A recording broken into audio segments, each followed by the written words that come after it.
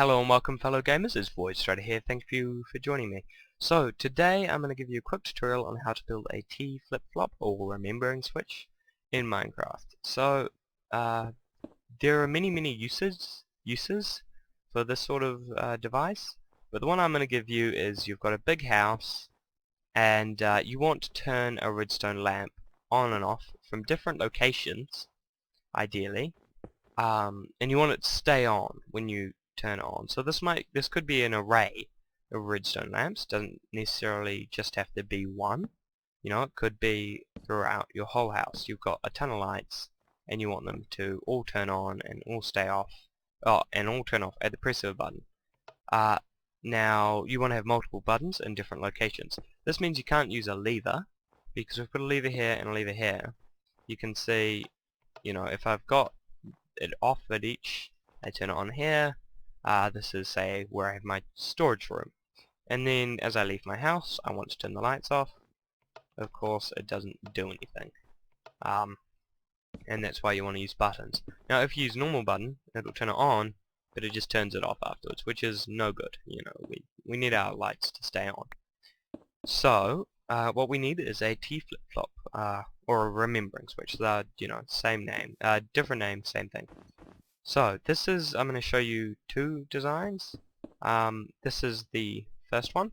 So it uses pistons which are noisy, although this one can be made more compact. Yes. So basically you place two pistons like this, a block apart. I'm going to do it this way. So a block apart like so. I mean 2 blocks apart like so. And you then want to get a redstone block. Yep, a redstone block. Don't need lever. And place it in one of these 2 points. Doesn't matter which one. It just matters that you have it placed in one of them. Then you want to, I needed that stone. Okay. Then you want to go and place blocks above it like this. So you've got something like that, and then you want to place your redstone block on it. And then on top of these, you want to place redstone wire like so, across to both of them, and then redstone torch on either side. Now this is your input up here. So this is where you press the button basically. If you push it down here, it acts a bit funky because you're actually directly turning it on and off. Whereas up here, like you're turning. What am I? Okay, maybe it doesn't. With a door, it does, I think, because you're turning this off directly. No, that doesn't make sense. Okay, forget what I was saying. But basically you press this and it will flip it back and forth. Now this is useful because you can see we can do that and it will turn it on, press button again, turns it off. Now this is your input again, as I said earlier, so you could have multiple buttons in different locations. So you can have one here and one here, say. You can just connect this wire can be as long as you want, whatever. Just remember to use repeaters to extend the signal. So you press it, lights turn off on that one, turn them on over here, turn them off over here. Works all fine. Now if you don't want to use a redstone block, you can just, whoops, just gonna have to redo that. You can instead use a stone block. You need to be careful with that, otherwise you have to replace the piston like so. You can just use a stone block, a dirt block, any block of your choosing. It has to be solid though, so it can't be stairs or something like that.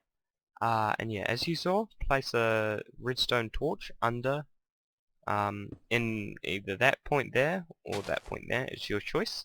Now wherever you place the redstone torch, if it's there, you want the wire to come from where you placed it basically. And if it was over here, you'd want it coming out here. Now you only want to place the redstone torch in one of these 2 points. You don't want 2 redstone torches. And you know, you only want one output as well. Now you can see that works like that, and you can see what's good about this is it doesn't require a redstone block.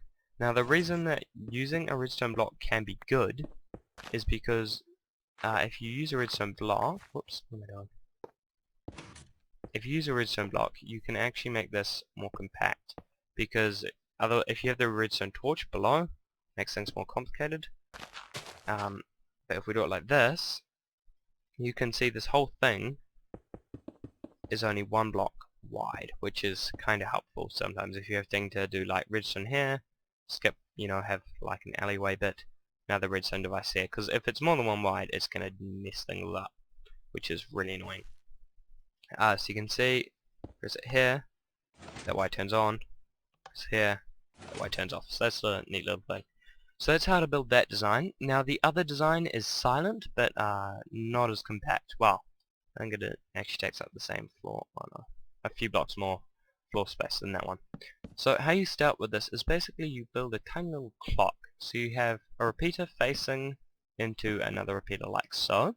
You don't need to put any delay on these. And then you want to make, I guess it's sort of an L out of redstone, like that. You then want to place a block with the redstone pointing into it, and then on the side that the redstone is not pointing into, place a torch like that. You then want to place a bit of redstone there to feed back the signal. Now you can see this is making like a flashing, will make a light flash, which is not very nice or useful. So we need to fix this, and we can do this by locking it, and this will actually give us a remembering switch. So you can place a block, I'm just going to stop this for now. You can place a block either here or here, doesn't matter, just choose one, and then place a torch coming off it into one of the two repeaters. Could be either like that or like that. And basically that locks it. So if we place that, you see nothing happens. But if we unlock it temporarily, you see it relocks, it will allow it to go through one point. Like that. Boom. Boom. And so this has of course the same effect, where we can use a button to turn on and off our redstone lamp. Now this bit here is your input, just to make things simple, like so. Again, different buttons, different places. It's currently on. Can turn it off here, can turn it on here, can turn it off here, turn it on here, and then off here. So yeah, that's how to build a T-FlipFlop / remembering switch. I hope you guys enjoyed the video. If you did, leave a like and consider subscribing. I'll see you in the next one. Have a sweet ass day. Bye bye.